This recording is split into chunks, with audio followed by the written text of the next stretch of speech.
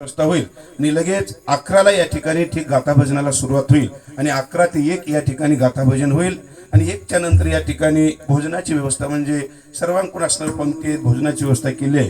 नंतर भागवत श्रीमद भागवताची कथा हरिभक्तीपरायण अनिरुद्धजी महाराज बाराळीकर यांच्या मुखातून सुंदर असं चिंतन तुम्ही पहिलेही भागवत ऐकलेलं आहात आणि आताही असणारं भागवत ऐकत आहात म्हणून आणि त्या भागवताचा जो काही टाइम आहे महाराज 5 ते 7:30 बर का।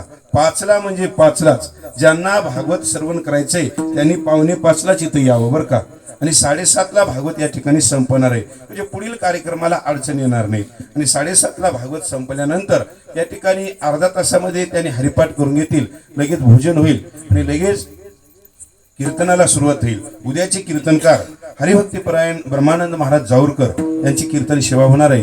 तर सर्व या कार्यक्रमाचा आता एकटं सुनील पाटलांनी किंवा महाराजांनी दोघांनी मिळून असणारा सप्ताह जरी सुरुवात केला असेल तर मला वाटतं या पंचक्रोशीचा असणारा हा सप्ताह आहे महाराज।